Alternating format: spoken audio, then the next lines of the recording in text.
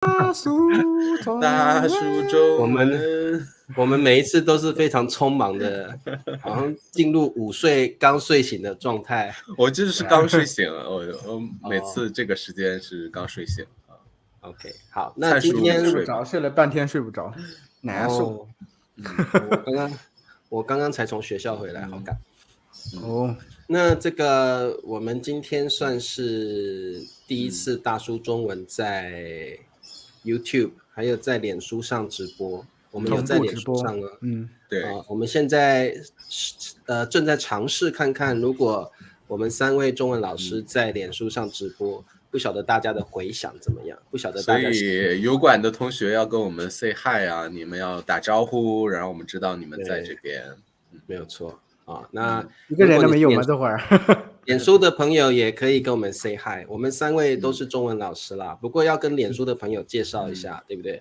我是理查老师，已经来了，对，我是理查老师嘛，然后那个黑衣服的这位叫李灿，黑脸蛋黑衣服的李灿老师，脸如黑炭的李灿老师 ，Easy Chinese with 李灿的李灿，这个李灿老师的油管频道是 Easy Chinese with Easy Mandarin 不是？你们俩认识我吗？你不是很熟。这今天不是主题是抱怨吗？我们故意的，对，我们等一下就先让你怀一点怒气，让我好好抱怨啊。对，然后Ben叔就是这个王奔放 Mandarin with Ben 是吗？对Chinese with Ben 哦，那大家。我理查老师大家应该知道了，哎，对，Ben叔你后面有人呢，是有，对，叫他穿衣服，不要顶着内裤就出来乱入啊。好，我们已经有同学上来了，这位是脸书的朋友，欢迎啊，欢迎，对，好，这位素英是我的同学，我的学生，是我的学生素英啊，然后这位是柬埔寨的朋友，欢迎你啊。对 ，Paula 也是我的学生，欢迎 Paula 也是油管来的，对，油管来的啊，哎 ，Paula 是第一位油管来的耶，对，然后大部分都是脸书的朋友了啊，突然好热闹啊，感觉好多人在看我们。线上目前有70几个同学在，已经这么多人了吗？70几个，对。好，太可怕了，查叔这个。那这个我们今天呢，最主要的就是大叔中文，我们3位老师一起合作做了一个中文的 YouTube 频道，叫大叔中文。这个频道在 Podcast 也有。那每个星期一的下午3点，我们都会在这里讨论一个跟中文有关的主题，跟中国的文化还有传统习俗习惯了有关系的主题。那大家你们对不知道大家有什么特别想学的一些话题，也可以问我们，对吧？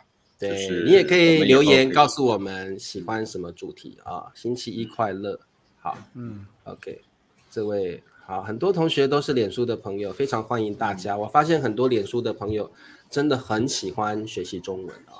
好，那我们今天的主题，我们请灿叔来帮我们来开场一下。我们今天的主题是什么呢？就是啊，你们看到我脸上的这个愤怒呢表情了吗？因为他们两个没有啊，声称他们两个声称认识我这么久了，竟然我的频道的名字叫什么我都不知道，对，太可恶了，怎么可以不让人生气呢？好，所以我们今天我们今天就是要讨论的主题是，当你愤怒、生气、不开心的时候，我们就会做一个动作，这个中文叫抱怨，英文叫 complain。那抱怨的时候，我们中文常用什么样的话来抱怨？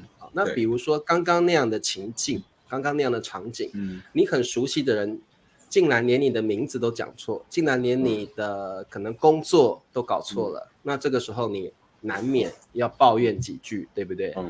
对。好，那灿叔请抱怨开始。我已经抱怨了，他已经抱怨完了，他发牢骚了一下。发牢骚一下，他就是把这个事实又陈述了一下，就你认识我这么久了，还就是加一点那个语气上的那个不耐烦，是吧？对，好，那一样的抱怨就是很多情况下是不是男女朋友啊、老公之间、老公老婆之间这种互相的抱怨会是比较多的。这种抱怨通常还特别容易引起这个争吵。对，没错。就刚才这个情况的话，如果老公老婆的话，就会说你长没长脑子呀？这个你都能忘。好，成天脑子就想着别的女人，你干什么？好，其实我觉得这个2位大叔说的让我有一个感觉，似乎跟你关系越亲密的、越亲近的人，好像抱怨的这个频率就会比较高一点，攻击性越强，而且呢更会口不择言。我觉得口不择言就是你什么叫口不择言呢？这个我们请我们的灿叔帮我们解释一下，口不择言就是想到什么话就说什么话，但是不会考虑这些话有没有不好的后果，听起来会不会伤人？口不择言，对不起，打错了，口不择言，对。为什么又打口不一言？等一下，我觉得很有意思，就是跟我们越亲近的人，我们反而就是说话的时候伤害性越大，就可能会挑最重的词，最侮辱性最强的词去攻击。对，我觉得可能是觉得安心啦，觉得安心安全，反正这个人不会对我怎么样。你要对外人，你会觉得要是说错话，或者严重了的话，别人可能心里会不舒服。但是那个话真的不好听啊，没长脑子啊。对呀，是的，这个我觉得口不择言特别会发生在夫妻之间、男女朋友之间、好朋友之间，还有不是孩子和父母对孩子，对特别亲近的人，你抱怨的话会更难听，然后也会口不择言啊。那所以我们这边举个例子好了，比如说我们对于另一半，我们通常会抱怨什么，会怎么抱怨，然后我们正常的抱怨完之后，我觉得我们也应该教同学怎么样用委婉的方式来抱怨，对不对？好，那我们来设定一个场景好了，比如说这个灿叔在家里都不做家事，然后呢这个不做家务，然后工作回来就是包包一丢就躺在床上翘个2郎腿看电视，那个厨房里有碗也不洗，喝个茶，地上呢很脏也不清理，小孩的功课也不关心，这个时候Ben叔，如果你是灿叔的老婆，请问你要怎么抱怨他呢？我就说，你看你每天就知道往那儿一躺，什么都不做这懒死了。对，你没看到我工作这么忙吗？然后这个Ben叔很有礼貌，对。Ben叔你太有礼貌了，身为老婆还要人身攻击，你连脸长那么黑已经够可怜了，你怎么还不做家务啊？拜托好不好？你以为你工作累啊？我在家里更累，我在家里忙得要死，要带。主要我情绪没上来呢。情绪没上来，还没醒呢，是不是？就是主要我也是会这么做的人，我不会。我觉得抱怨共情了。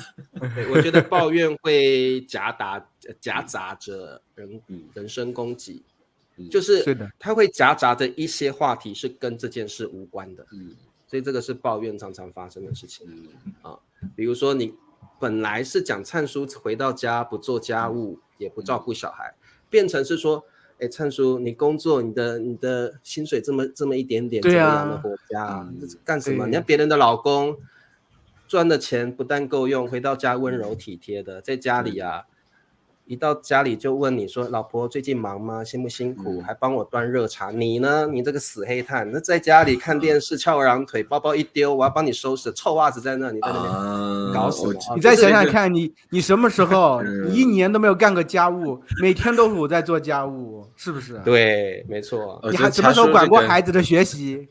对，就是会把不相干的东西拉进来。这个主题里面，但是茶叔还会翻旧账，翻旧账，对。但是翻旧账之前，茶叔刚才那个战略不错，就是对比别人家的老公和你，别人家的老公做的多么好，这叫战略，这会引起更大的争吵。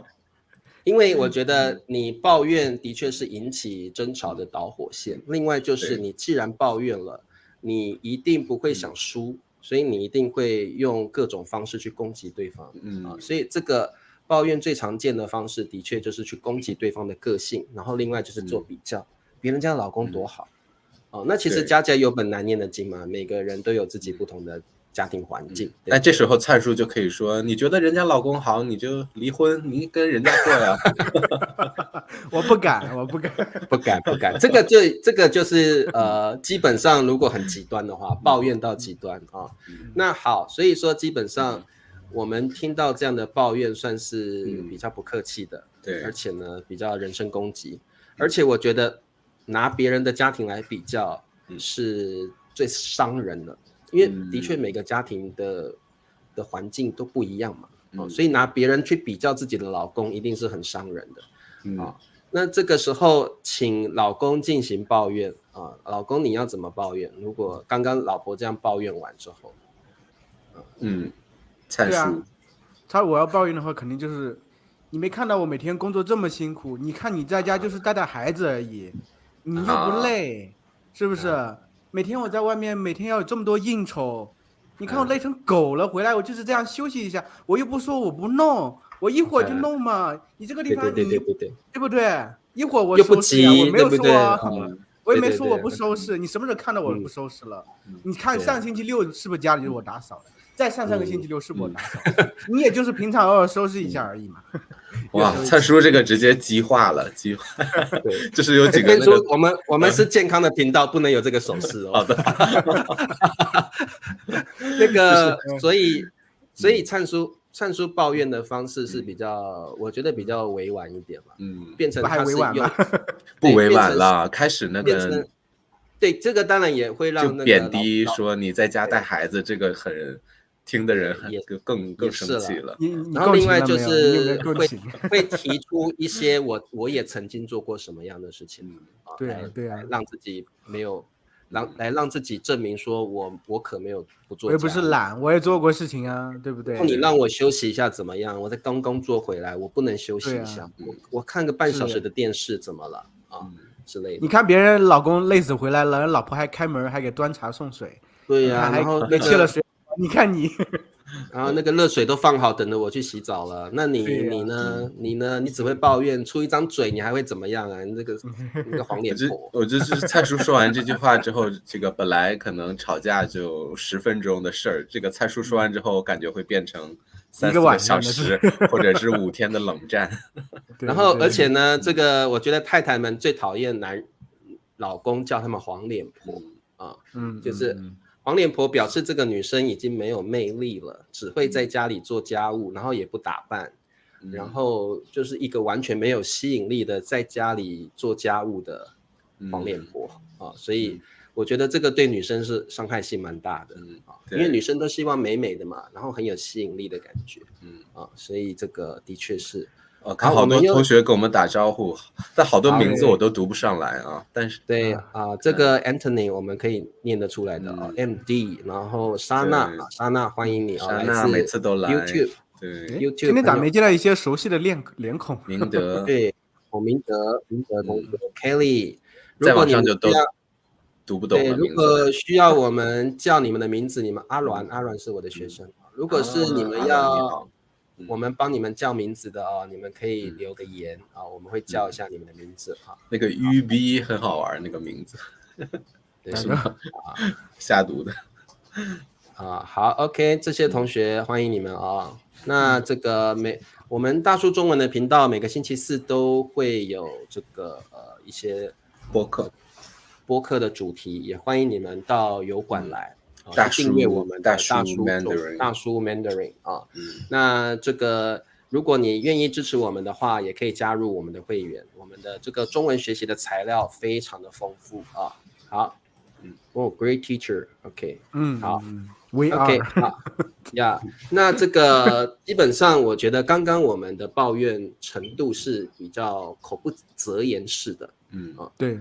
那我觉得我们也要教同学委婉一点的抱怨。好，那我们再设定到另外一个场景好了，比如说在餐厅里面，那我们3位去用餐，这样好了，我跟灿叔去用餐，Ben叔是服务员，那灿叔我们2个去吃火锅，好，那我们吃的火锅呢，这个四川麻辣火锅，结果我汤捞一捞，捞出一只蟑螂。这怎么委婉？肯定要抱怨嘛啊！我们先从一个委婉一点的抱怨，我们要怎么跟服务员抱怨这件事情？这个火锅里居然有蟑螂，好，来灿叔，我们服务员就在那边，我们要怎么？哎，服务员过来一下。哎，好的，先生，有什么需要吗？就是我们吃火锅的时候，你看我捞东西了，你看这个东西应该不是火锅里应该有的东西吧？对啊，你看还活跳跳的呢，你看看。对，这个什么？我看看。你看一下。但是我们先婉转一点的，这个应该是那个肉吧？那你吃，等等，这个没办法婉转的，这个事情无法善了。你这样我就让你吃了，你实在不好意思，这个应该不是做饭的时候进去的，应该可能是那个服务员。我们现在啊，餐厅最重视就是卫生水平了。你这个卫生水平真的不太行，我觉得是不是你要处理一下？你要处理一下，看什么赔偿方案？你这个蟑螂你又不是一根头发，这么大一只蟑螂，你看还在那边活蹦乱跳。实在抱歉，也不知道在里面产卵了，我们万一吃了什么东西进去有毒怎么办？对呀，还好。对，这个理解，你们说的对啊，我马上今天免单啊，就这一桌都免了。对，那你是不是锅要换？锅是不是要换？给我们换个锅，上一锅新的。对。好，因为我很喜欢你们店里的这个，你看，如果服务员的口气好，慢慢那个抱怨的婉转度那个语气就会越来越缓和，对不对？对，他刚才说是肉，我就已经是忍不住了。对，那一定会抱怨。那个我们等一下来模拟这个场景。刚刚就是变出服务员的服务态度好，那我们抱怨的那个程度就会慢慢的火气，那个火药味就会下降。我要变一个很那个。对，所以我们刚刚大家听到的就是说，如果你抱怨了，只是说你看这个不应该在这里出现吧，你会用不应该或者是我觉得怎么样，那可能是什么哟？这些词汇都会让你的抱怨语气稍微没有那么重，稍微的婉转一点。那我觉得那我来挑衅你们吧。好，来，那我们进行第二场景。来，灿叔，我在这个火锅店里吃火锅。我们俩还是很文明的人是吗？我们俩还是很文明的人。我们听服务员怎么挑衅。你们到了北方了啊！我们到北方了是吗？对，北方火锅店，东北火锅店来，这是灿叔这个笨叔开的，捞一捞。我还没捞出东西，等一下，你不要急，好的，不要急，我还在捞，准备好跟捞一捞，对，捞一捞，捞到3只蟑螂，怎么多了2只蟑螂？对，灿叔怎么有3只蟑螂啊？你看怎么处理啊？那我和服务员说一下吧，不要急，查询不要急，好来，来，服务员过来一下，忙着呢，等一会儿。对。你这服务员什么态度啊？服务员态度怎么这么不行？来了，怎么了？你看我捞出来，你看这3个是什么东西啊？我们锅里这3个什么东西啊？还在跳，你看看，这不可能是我们家的，这个我们家打扫特别干净。什么不可能？就是难道是我们带来放进去了吗？你这个话对啊，你是诬赖我们把蟑螂放进去了？这个我们店从来没发生过这种情况，这很奇怪。要有1只的话，我觉得还可能，但3只在里边，我觉得他们是一家三口吗？不，为什么不可能？对，我跟你讲，这个就是想吃霸王餐吧？你们是没，这个我们2个人呢，就是这样捞，亲眼看到这3只里面就在里面。那给你们换一盆新的，给你们换盆新的行吗？等，什么态度？你这种态度让我们很不舒服，搞得好像我们故意来找茬一样。没有错，你这个查出我们走，那你们走吧。那你想干嘛？给你们换，你们也不要，你这态度太不行了。我跟你说，本来我们就听说东北人热情才来吃的，来东北玩。你看第一天第一顿到我们家里吃，你看这种服务态度，我当时写个微博，把你店曝光，我告诉你。然后美团上把你打0分，我看。不是，真的，我们家从来没发生这种情况。这个我看到我也挺吃惊的。你没发生，我们能理解，我们也相信。但是你这个态度没发生，它就永远不可能发生吗？你这种态度真的让人很不舒服的。难道我们2位来东北旅游，我们是南方，你被欺负我们是南方人吗？你这种我们南方人，我们南方人啊，这个可能带蟑螂上来。那我都要给你们换一盆新的了，你们还想怎么样啊？不是，你的语气都不太好嘛。这个我跟你讲，那个叫经理来，跟经理聊。我就经理，你就是经理。你经理，我跟你说，你这种服务态度，你这个店根本开不下去哦。我跟你说，你们你要是在我们南方的话，一年都开不下去，你1个月都开不下去了。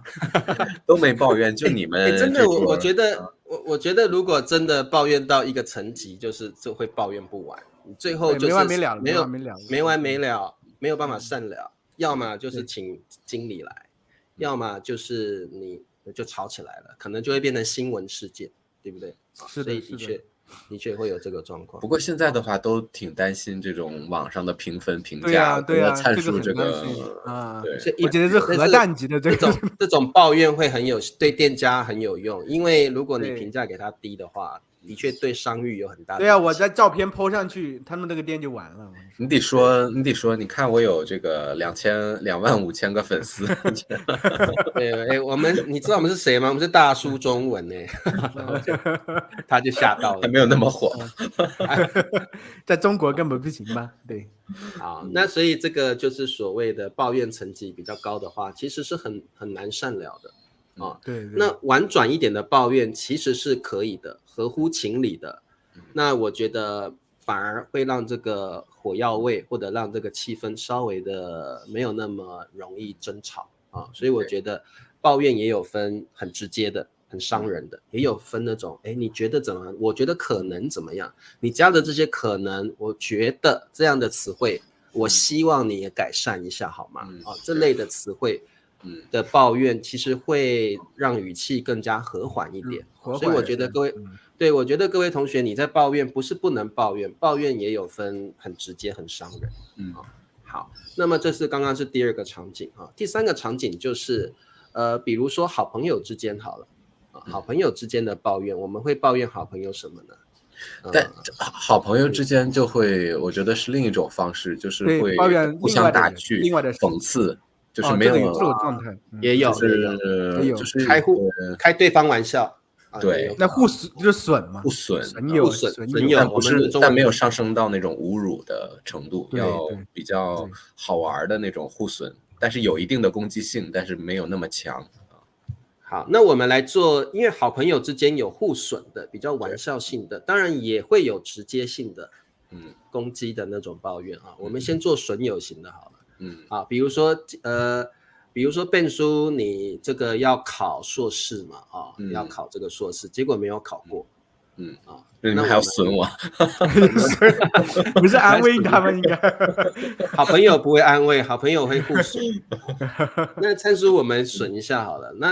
那个Ben叔，你比如说你考硕士没有考过，然后。就是抱怨一下，就是一般的普通朋友就会安慰，但是你们是比较好的朋友，可能就说，哎，没事儿，你明年接着考吧，反正明年也考不上。对，可以。对，或者是说果然考不上，我们都早就和你说别考什么考，就你这个能力不可能考得上的。你这个嘴脸要考得上硕士，怎么可能？那是想太多了啊。那可能就是我觉得这个比较玩笑性也还好。要开玩笑的，那我觉得朋友之间也可以理解，他是在开玩笑的。那如果是抱怨型的比如说是真的在抱怨，好朋友之间真的在抱怨，比如说我举一个很可怕的场景好了，比如说茶叔是个美女，那你们2个是好朋友，同时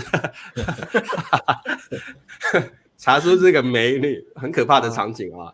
然后你们2个好朋友为了追求我，所以你们2个反目成仇，那你们我们互相抱怨啊。我以为场景是茶叔是一个拜托给你不要不给你一般的女性，但是她总说自己是美女。这个可以，没有开玩笑。这个算抱怨吗？对不对？就这很难抱怨吧？这怎么抱怨？这两个已经都不理对方了。两个应该是为了这个女人互相的抱怨对方。好，我们都是朋友了，为什么怎么样？是不是这个状况？就大打出手了，抱怨大打出手。好，我们模拟一下好了。比如说，变叔跟灿叔都喜欢茶妞，什么叫茶妞？茶妹得了，不要茶妞太难。茶妹。那我模拟个场景，看不一定是怎么一个演示啊，先看一下，就说其实我们俩都大概猜出对方的意图，就不是很明显，就是吧，是吧？对，不能讲太明了，一开始肯定是都察觉到。我先和笨叔说吧，对，我先和笨叔说，哎呀，笨笨，咱们都这么多年好朋友了，你也知道哈，其实我很多时候都真的让着你，但有些事儿我感觉好像也很难让。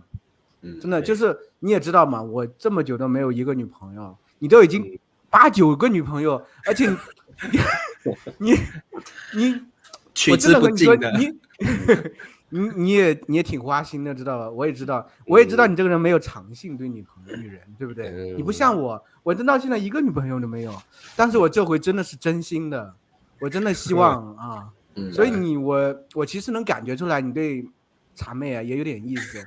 但我觉得你感觉好，但我觉得你这个人吧，你撩他，你这样不好。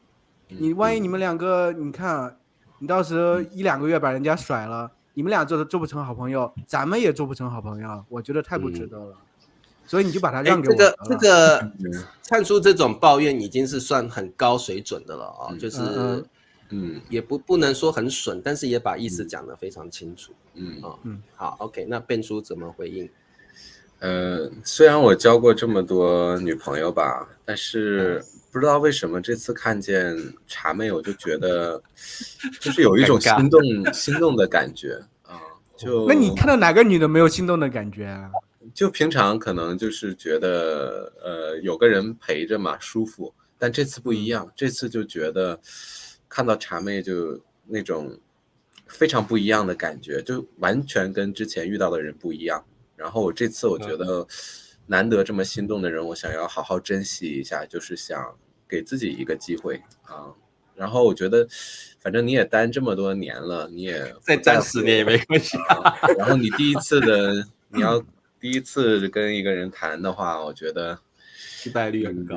对啊，所以我可能成功率高一点吧，就真的我也不想说，我也不想说太多了。其实真的咱们是好朋友，这么多年好朋友了，你说多了真是伤感情。咱们不是我不是，你也知道我是一个很固执的人。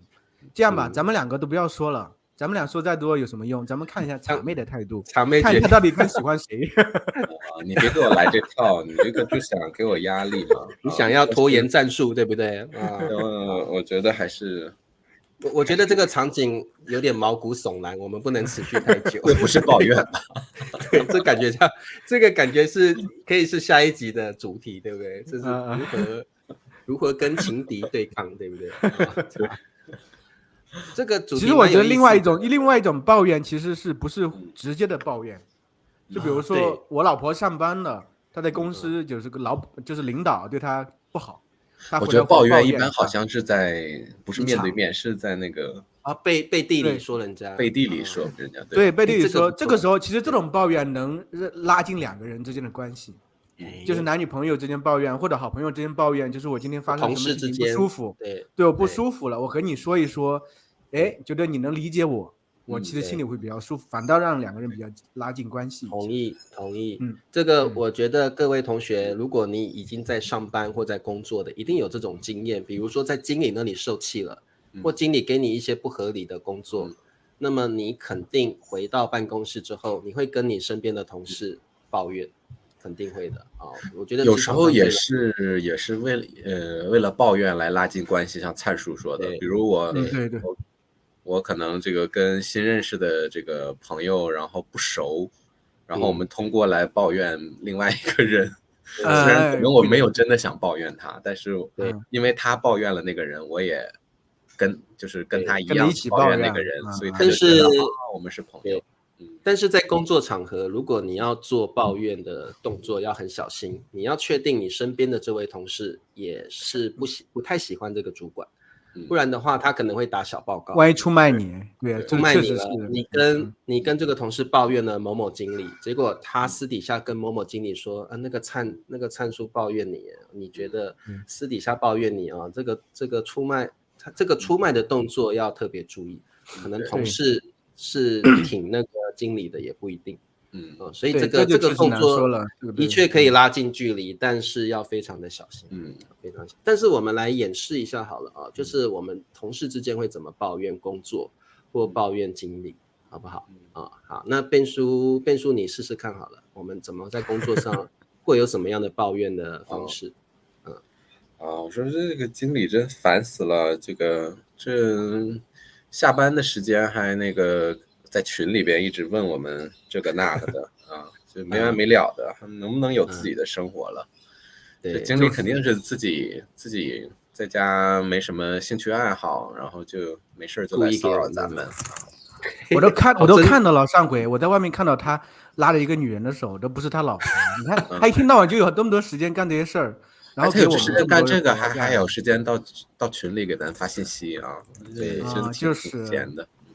对，我告诉你，这些老主管真的不行。每一次上班，我们这些新进员工，哪个不是这么努力的工作？一上班，电脑打开就拼命打报表，拼命做记录，会议记录。你看这些老员工进来了公司，第一件事情是什么？泡咖啡、喝茶、泡咖啡、看报纸。对，我们这么努力的都从来看不到，不被肯定。根本把公司当自己家里一样。他领那么高的薪水，什么事都没做。然后呢，一有客户打电话来，马上就叫新员工来做，什么事情都不用做。老员工啊，这公司老员工真的不行，太轻松了。好，宋平问抱怨和唠叨是一样的吗？不太一样吧？抱怨，我觉得抱怨一般是你对这个对方做事或态度有一点不开心，你会说一些你不满的言语。唠叨的话，我觉得是一个状态，比如说想到唠叨，最常想到是妈妈，对不对？妈妈常常会唠叨，唠叨的感觉会一直念，一直说话，跟抱怨不太一样的意思。唠叨一般就是一直说，这个一般妈妈在那边唠叨对，唠叨一般对，可能也是关心，对不对？很关心的唠叨也可能。唠叨我觉得包含抱怨，但是对。除了抱怨以外，还就是嘴很碎，一直在说，然后一直在重复一些琐事、不重要的事情对，就他感觉自己在说事是比较重要，在关心你、照顾你了。唠叨有这个意思比较多一些。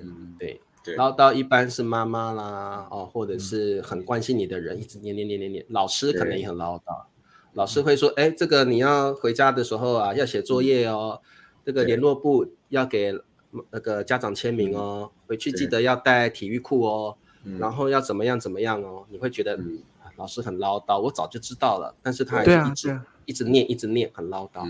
抱怨一定是对方做了什么让你不开心、不满的事情，你会抱怨对，瑶瑶就觉得我很唠叨，成天说你这个吃点那个吃点。对，但是唠叨，我觉得一般当然是出于关心只是说你忍不住就会一直念，这个叫唠叨。对好，所以两个意思不一样。那个 Mud Gifali 他可以看茶叔的频道，茶叔一直在做 HSK4，对吧？对啊，对，你可以来看茶叔频道到我的 YouTube 来，我的脸书也有直播。对，因为大叔的话，我们主要是讨论一个生活中的一个场景，然后在这个场景，话题，我们应该用什么样的比较自然的交流方式来跟大家说话。那这边再跟各位同学说一下，我们每个星期一的下午3点我们3位大叔会进行直播，会说一些我们中文怎么说中文的一些特别的场景我们已经做了很多集了。那所以如果你喜欢这样的主题，你也可以给我们建议，你想要听怎么样的中文表达，在什么样的场景用什么样的表达那我觉得这个生活化的场景会更好你们是平常的确是用得到这些中文，但是不知道怎么说不知道怎么说。好，那我们再模拟一下这个小孩其实职场上的抱怨非常多，对不对？职场上的抱怨是非常多的。然后小孩你可以抱怨，小孩抱怨妈妈吗？小孩抱怨，还是妈妈会抱怨小孩？那么抱怨小孩，那不是向第三人称抱怨了吧？是中国妈妈还是？比如说我和笨叔两个抱怨，比如笨叔和我抱怨他的女朋友怎么有些坏习惯让他受不了，这种也可能可以男性之间会常常抱怨一个主题，女性之间常常会抱怨一个主题。对啊，两个女性的朋友抱怨她的老公、她的男朋友啊等等，这很多的。这个很长。好，所以我们先来试试看好了，两个男生一起抱怨一个女生，一个女性朋友。或者是自己的老婆。好，这样好了，我们不要让灿叔抱怨灿嫂，有点奇怪。让这个变叔，假设你有女朋友好了，变叔跟灿叔来抱怨变叔的女朋友，好不好？所以变叔试试看，我们来加入。哎，最近烦死了，就感觉跟怎么啦？感觉跟女朋友三观不太合吧？就是人挺好的，但是就是感觉生活中有太多地方这个意见不一样，或者生活习惯不一样。你看出去旅游啊，就是我是比较喜欢那种，就比较喜欢就是想出去散散心嘛，肯定想多花点钱啊，享受一下。他非得让顿吃超市的东西，要省钱啊，都出去玩，那还出去玩干啥呀？真的是。对啊，对啊，我觉得要出去玩就应该尽兴一点嘛，多花点钱有什么关系？是啊，这个女朋友，你这女朋友不行了，太省了也不行。我这成天工作就想着旅游的时候就是花钱舒服。到哪儿都省。对，我上回看你女朋友好像都不喜欢打扮的，都是素颜的，好像。对。所以我觉得女生还是要打扮一下比较好。我觉得素颜的话，有时候感觉这个有点没礼貌了。女生基本要化妆一下，比较有。那我女朋友很正啊，她素颜也好漂亮啊。不是啊，我们在抱怨，你也要抱怨啊。这个不是抱怨的话，你们引起这个感觉我的眼光不好，是吗？好，那我们要婉转一点抱怨。那就是说，我觉得不化妆是没有关系了。但是呢，就是吃东西的样子也要好看一点嘛。我上次看你女朋友这样吃鸡腿这个有点粗鲁一点，我觉得不太行。那女生这样不太好，还是要这个斯文雅一点。就是查出像咱们俩这种方式很容易引起笨叔的攻击。对，不行，不能这样，我们就听着就行了。我们也听着应该听我说完了之后要搭配我说，你们要引起一个新的可能就让听的人。那笨叔，那你继续抱怨，你要说这个就要背着我说了，就是他吃东西怎么样？我们两个，我跟灿叔私底下素颜啊，对。那笨叔，你继续抱怨你的女朋友。笨叔女朋友很完美啊，什么抱怨？就是很做事太磨叽了啊！我要出个门什么的，我比较想马上就出去啊。她要化妆啊，要打扮啊，要挑最漂亮。对，我没有办法忍受女人这样。就比如说我跟朋友说晚上8点见面啊，然后我们每次都是9点才到啊，就因为他每次要出门的时候，突然又想起来这个那个啊，然后又耽误时间啊。我是最讨厌那个就是迟到的这种感觉啊，但是感觉每次因为他，我就是让我感到不舒服呗。我觉得你应该就是说一说嘛，沟通一下应该可以，不然的话，你两个心里都你不舒服，他可能看你态度这样，他也不舒服。沟通过了呀，没用，那说了好几次了啊。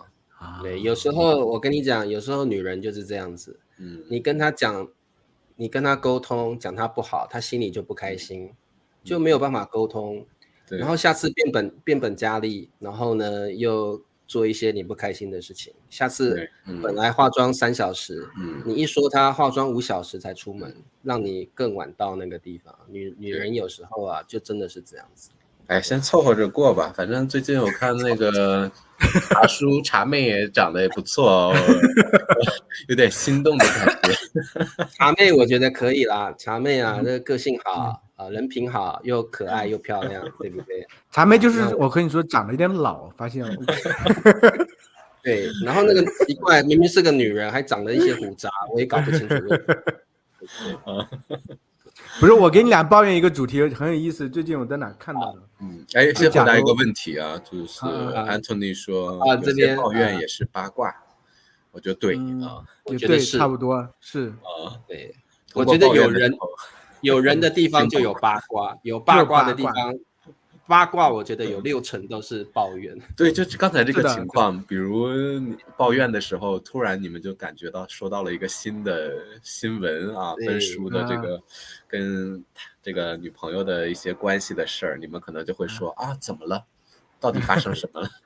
然后你可能会把这个当事者的自己的人品也讨论进去那个Ben叔平常我们特别喜欢讨论别人的。对就是谁谁谁喜欢迟到，你看现在又跟女朋友分手了，你看看他们两个本来就不应该在一起，一个是什么，一个是什么，然后就其实是抱怨，就开始有八卦起来了。对，我给你俩抱怨，我给你俩抱怨一个事情啊，这是假设的啊，不是真的啊。就是一般说假设的，一般都是真的。不是，但是这个我知道其中有一个事情是真的，但是在我们生活里没有发生过，我需要撇清关系你也可以说是这个，我说的是我的朋友，不是我自己。哎，对，有说自己的话更有代入感嘛，对。哎呀，我和你们说真烦死了，就是我老婆就是老抱怨我，就是尿到外头去，你知道吗？你们也知道嘛，男人有时候那个在马桶尿尿的，有时候一着急总会撒1-2滴到外头去，滴几滴嘛，对，就是那个马桶嘛，你尿尿的时候那个会滴到马桶对，但是最可恶的是你知道吗？他那天给我看了一个推文，就是那个公众号的文章，就说很多男人什么？我在解释，我怕大家不懂推文。Twitter post， 我来打你们，你讲好的，很多男人他们竟然是坐着尿尿的，所以德国40%男人是坐着尿尿。我这心里想，一个男人坐着尿尿，天，他还是男人吗？他就说，你看人家都为了怎么不是我就坐着尿尿你坐着尿吗？不是。灿叔，你的意思是说很多德国男人是坐着尿尿啊？他说40%，因为我自己还得清理啊，那就是那我这个点是不是？少清理一下。等等，Ben叔，你现在说的是一个玩笑话吗？还是真的？你是坐着尿尿？他是真的，真的呀。但是在公共厕所就不用了，但是自己家 Ben 叔在西班牙的话，很多男人都坐着尿尿吗？没有啊。没有啊。但是我是觉得那个还要清理很麻烦，还要清理很麻烦不是啊，那尿尿为什么会尿尿？怎么会滴到马桶旁边去呢？这是物理吧。就觉得有个快感，对不对？滴到旁边去很有快感。不是，我就是觉得可能我坐着尿，我尿不完了，我必须站着尿。而且我觉得越来越大了，是。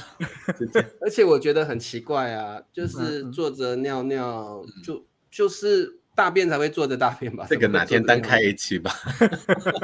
好啊，这个很有意思对，这个现象我觉得很有意思很多人真的。我那天第一回看到的时候，觉得怎么竟然有这样的人？因为确实是，就是中国也有些人。那你这个数据还挺准的。是的，是我老40%。这个东西是这样的，就是我老婆他们关注了一个医生。这个医生呢，他成天会写那个公众号文章，老喜欢秀恩爱，你知道吗？他说有一天自己在上厕所的时候，他老婆突然推门进来，就说谢谢你。他说谢谢什么？就说你都很为我着想，你都是坐着尿尿的。我当时一听五雷轰顶。坐着尿尿的目的是不要把马桶弄脏嘛，对不对？对，我觉得但是可以这样，你可以自己清理嘛，你要养成习惯，自己尿完自己看着边上有没有洒，你要清理一下也可以。你像我的习惯是，我如果是上小号，我会把那个马桶盖掀开来嘛。肯定要掀开啊，对啊，肯定要掀开。我的意思是那个圆的那个地方也要掀开来啊。这肯定要掀开。马桶盖吗？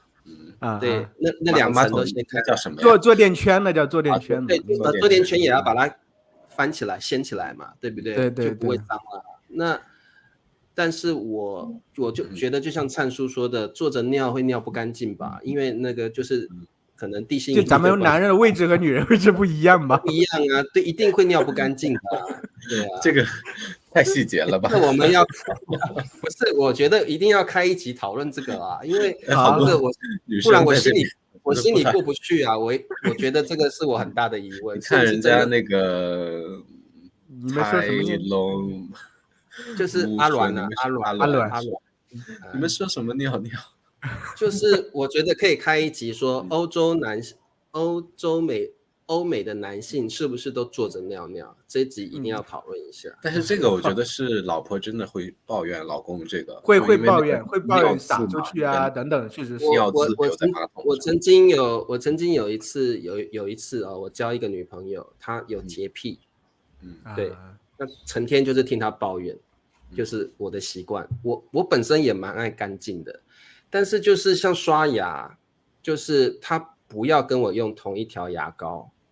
牙膏都不要，为啥？不行哦，我是觉得无所谓嘛，都男女朋友的。因为那个牙膏会那个已经沾到你的牙刷了，不行，所以我们用2条牙膏。很洁癖啊！洗面乳，你们叫洗面奶？那你们怎么 kiss？ 我好奇，那口水都会沾这个。他很不喜欢 kiss， 对啊。那我是无所谓，我就顺着他，只是说连你们是洗面奶嘛，对不对？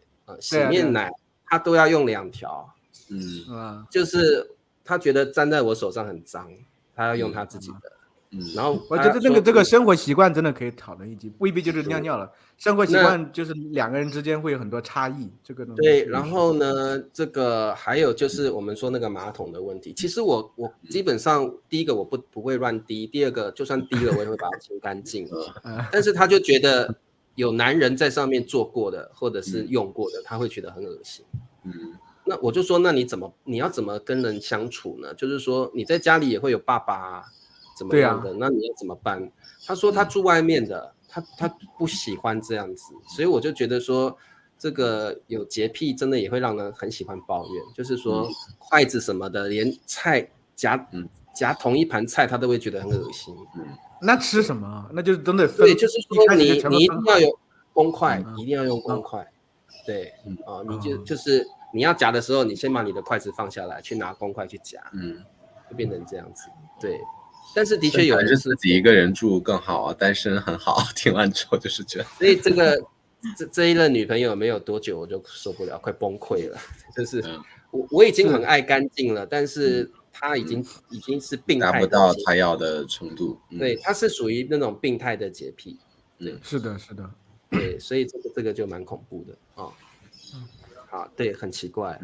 对，好，所以呢，我们这个抱怨，我觉得家长父母亲也会抱怨孩子，比如说成绩没有达到我们的要求的期望，比如说笨叔是咱俩的孩子，咱们俩抱怨。你说笨怎么回事？你看为什么他还搞人家学习也挺认真的，为什么考试考这么差？都不及格，你说怎么回事呀？对呀，不及格就算了，根本每一个科目都考不到30分。你看我们2个也挺聪明的，你看我们都上98511，你看他，我看他到时候可能高中都上不上去。哎呀天哪！我跟你讲，还花那么多补习费让他去补习，这钱都是丢到水里去了，这是搞什么啊？怎么这么笨啊？我们俩这么聪明的，我真的说出去都不好意思说他是我儿子，你知道吗？对，你们2个唠叨什么呀？再唠叨我就离家出走了。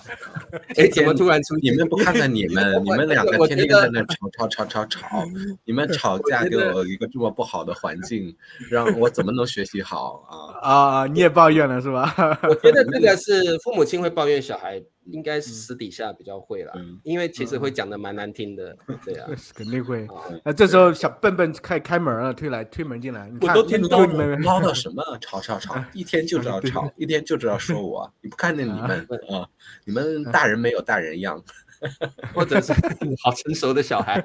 没有，一般会说，我觉得我一定是捡来的啦，我不是你们亲生的啦。你看你们说话那么难听，对不对？我一定是别人家的小孩啊之类的。然后就哭着走了。这是内向的小孩啊。那我们到底还会抱怨小孩什么？除了没有家教，对不对？我们会抱怨小孩没有家教，没有，一般说别人家抱怨别的孩子没有家教吧？对，我们会抱怨别人家的孩子，不是说夸别人家的孩子吧？就是通过夸别人家的孩子来抱怨自己的孩子，就是你看，这是一种，也有这种一种。你看那谁家孩子每次都考第一啊，每次班级里成绩都那么好，每次去家长会都没面子。人家家长就是直接对孩子说话，对，有的，对，会用比较的方式啊。你看那个隔壁家的灿叔那个瑶瑶多厉害，踢球踢得多好啊！你看看你，在家里成天看电视的，也不去动一动，也不运动，书也读不好，运动也成天就知道玩游戏，盯着电脑，一坐就坐好几个小时。你看隔壁家的那个灿灿啊，还每天那么努力学习中文，那你呢？平常一个爱好都没有，也不晓得你成天在做什么，浪费时间。睡就知道睡，吃就知道吃，整天把那门关上也不知道你在干什么。对啊，那个宋平像这种状态，小孩都会说父母亲很唠叨，很唠叨。对，这个就是唠叨。对，所以这个茶叔刚才说一个场景，就是可能我们两个在面玩的时候，看到一个小孩那个表现，感觉就是很不礼貌，很没有家教，这是另外一个相互抱怨，对，相互抱怨。另外一个，我们就会抱怨说，你看那个小孩，这个父母也不管，你看就是这样。公共场合这么吵闹，吵到我刚才看到他随便的那个滑梯的边上尿尿了，我也不知道他爸妈怎么想的，真是的。而且他爸妈也不在。他爸妈也不在，真的很奇怪，也不知道去。不管爸妈干嘛的？他爸妈住哪里呀？我觉得那个小孩应该是隔壁家的那个小陈的小孩。就像安东尼说的，变成八卦了啊！对，你看是不是他爸妈有什么问题？对，我们还或者会说，他们父母失和啦什么的，所以小孩才这样子。对，他爸妈可能成天吵架了，好像都是爷爷奶奶带比较多，没看到他爸妈。你看都是一个小区的，怎么从来没见过他爸爸妈妈？你看他奶奶就在这里，也和那些老太婆说话，都不管的。说他妈妈跟另外一个男人跑了。所以简单说，其实成了八卦。简单说，抱怨到后来就是两个结果：第一个变八卦吃瓜，第二个就是吵架。所以我觉得抱怨到后来都会引起出不好的后果出来。对，那八卦没有什么不好的后果呀，大家茶余饭后的。茶余饭后的话，那只是说我们刚刚为什么要介绍比较委婉的抱怨方式？因为比较委婉的抱怨方式，或许稍微可以拉低那个火药味。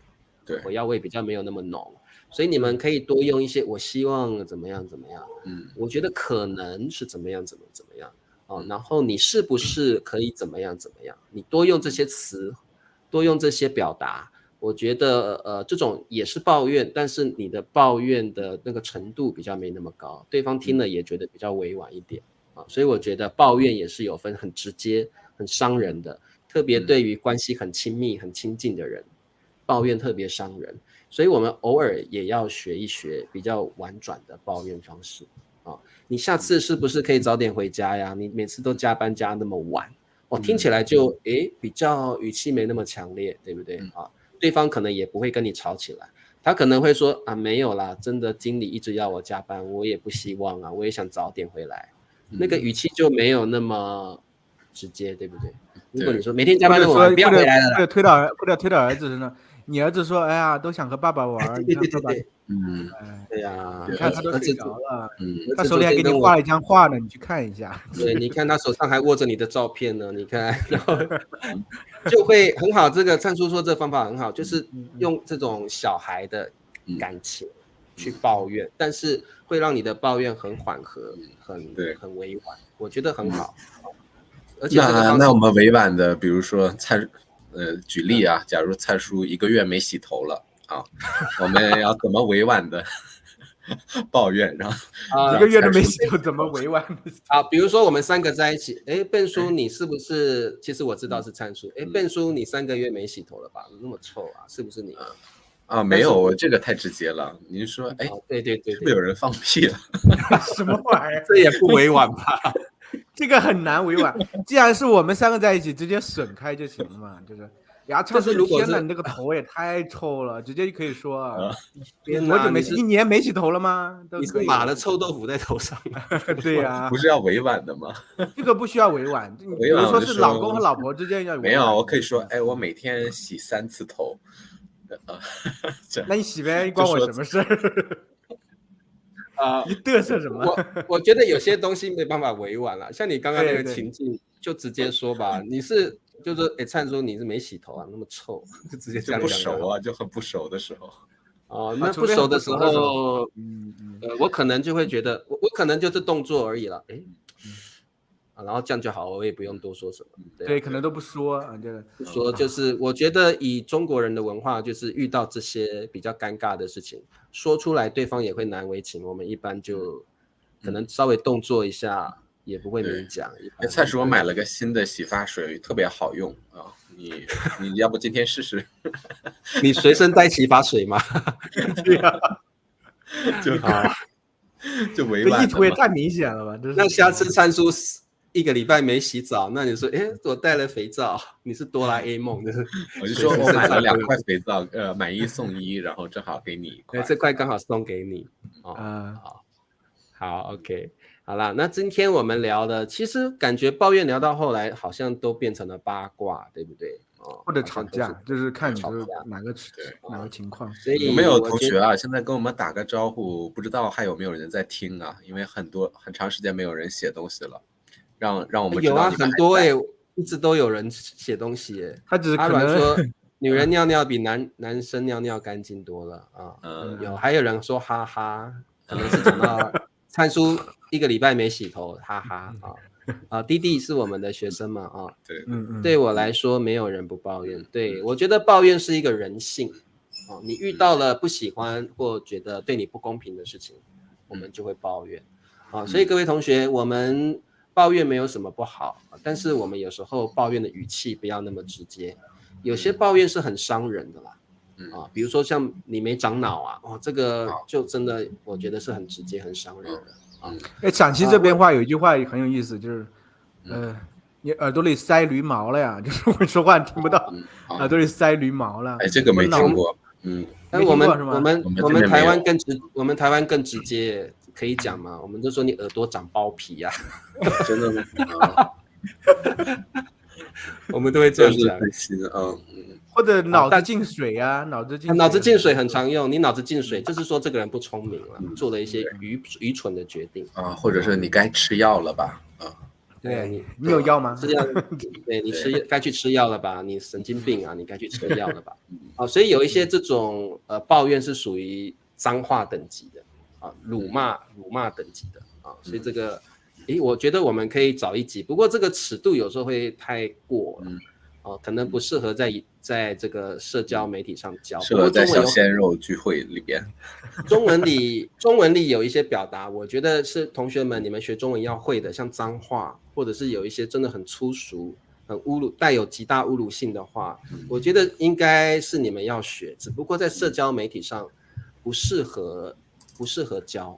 没有不适合很多人在社交媒体上都专门教，很多在 Instagram 会教这个啦。那我们是不是很多人在教啊？早一天要突破一下，也来教各位同学。对啊，我们也可以教啊，我们以比较文明的方式来教脏话，也不是可以？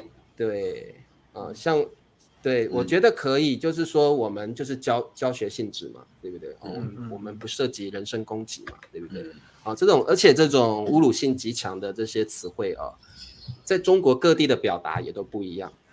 所以这个非常有趣，非常值得学习好，那么我们今天呢很开心今天有很多同学来参加我们的直播课，谢谢大家的参与。如果你喜欢大叔中文，喜欢我们3位大叔，喜欢我们3位中文老师的同学们，欢迎你们每个星期一的下午3点台湾时间、北京时间来参加我们的直播课。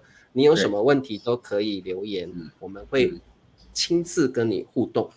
对，好 ，OK， 那我们下次见咯，跟各位同学们说拜拜，谢谢大家，拜拜，下次见咯。